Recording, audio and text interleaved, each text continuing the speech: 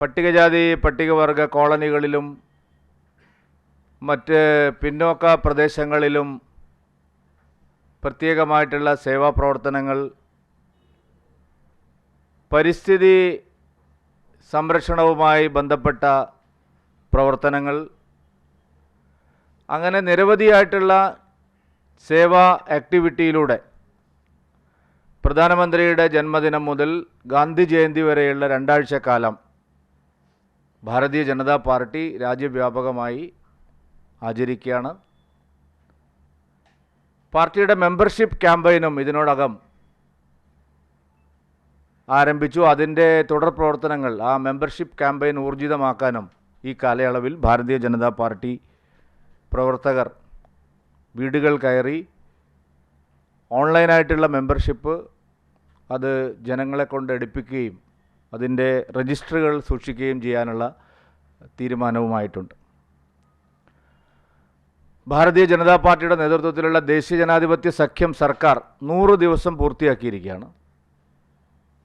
കഴിഞ്ഞ 100 ദിവസത്തിനിടയിൽ അതിവേഗത്തിലുള്ള നിരവധി വികസന പ്രവർത്തനങ്ങളും പുതിയ സംരംഭങ്ങളും പ്രധാനമന്ത്രി ശ്രീ നരേന്ദ്രമോദിയുടെ സർക്കാർ ഈ രാജ്യത്ത് കാഴ്ചവെച്ചു. തൊഴിലവസരങ്ങൾ വർദ്ധിപ്പിക്കാൻ ആവശ്യമായ നിരവധി തൊഴിലുകൾ യുവാക്കൾക്ക് ലഭിക്കുന്നതിന് വേണ്ടിയിട്ടുള്ള പദ്ധതികൾ തുടങ്ങി. വികസന പ്രവർത്തനങ്ങളുടെ ഗതിവേഗം വർദ്ധിച്ചു.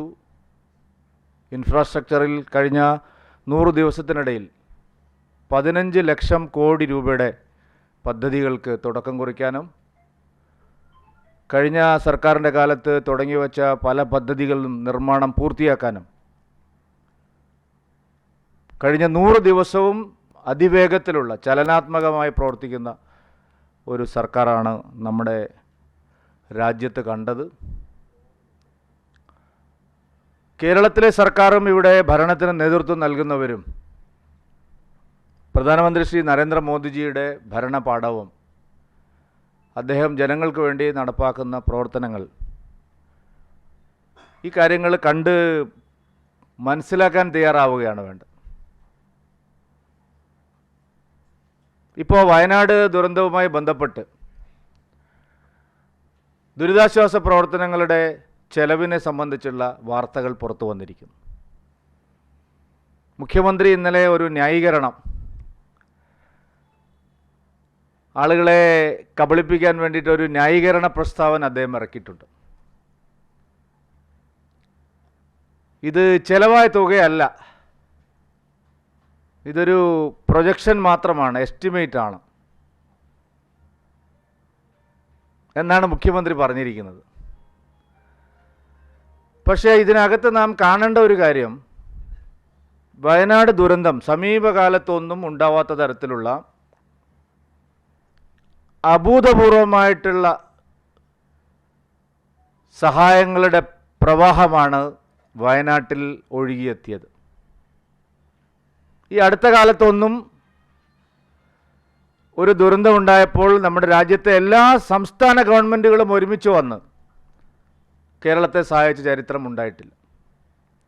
ഇപ്പോൾ BJP ഭരിക്കുന്ന എല്ലാ സംസ്ഥാന ഗവൺമെൻറ്റുകളും ഉത്തർപ്രദേശ്, മധ്യപ്രദേശ്, ഒറീസ, ഛത്തീസ്ഗഡ്, NDA ഭരിക്കുന്ന ആന്ധ്ര, അങ്ങനെ ഏതാണ്ട് 7-8 സംസ്ഥാന ഗവൺമെൻറ്റുകൾ 15 കോടി, 10 കോടി, 5 കോടി രൂപ കേരളത്തിന് നൽകിയിട്ടുണ്ട്. മുഖ്യമന്ത്രി ഒരു വാക്ക് പോലും അതിനെക്കുറിച്ച് സംസാരിച്ചില്ല.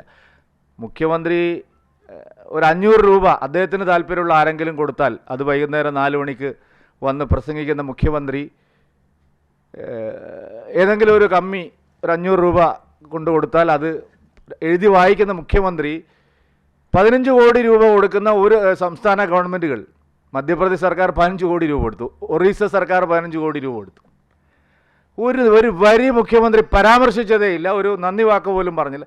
പറയേണ്ട ആവശ്യമില്ല, ഞങ്ങളത് പ്രതീക്ഷിക്കുന്നുമില്ല ഈ മുഖ്യമന്ത്രിയിൽ നിന്ന്.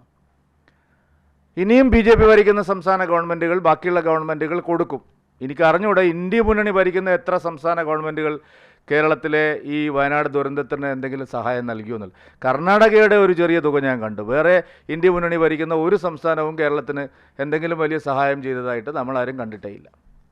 ഞാൻ പറഞ്ഞു വന്നത് അത്രയും വലിയ സഹായ പ്രവാഹമാണ് ഈ വയനാട് ദുരന്തത്തിന് നമുക്ക് കേരളത്തിന് മലയാളികൾക്ക് ലഭിച്ചത്.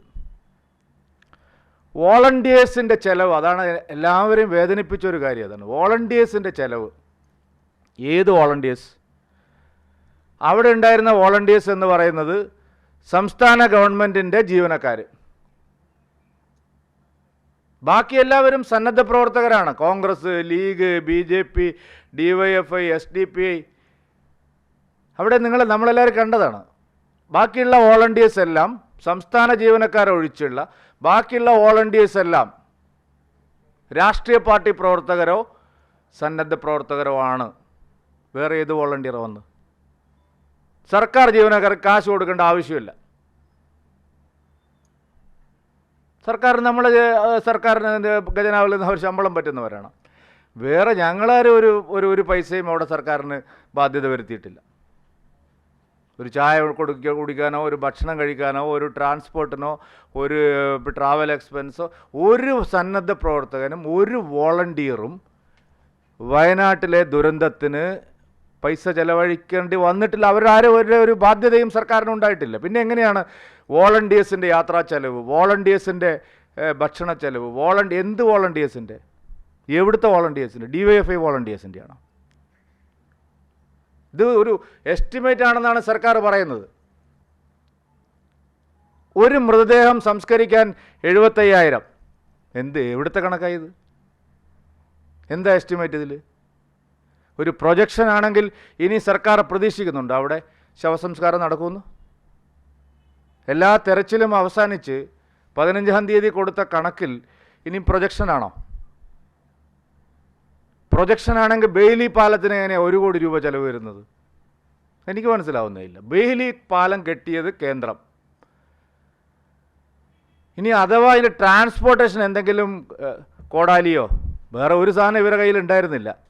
കേരള ഗവൺമെൻറ്റിൻ്റെ കയ്യിൽ വല്ല കോടാലിയോ തൂമ്പയോ ഒക്കെ കൊണ്ടുവരാനാണെങ്കിൽ 1 കോടി രൂപ ചിലവ് വരും. ഇത്രയും ചെറിയൊരു പാലം കേരള ഗവൺമെൻറ്റിന് എങ്ങനെ, കേരളത്തിലെ ദുരന്ത പ്രതിരോധ SDRFന് എങ്ങനെ ചിലവ് വരുന്നു? എനിക്ക് മനസ്സിലാവുന്നില്ല.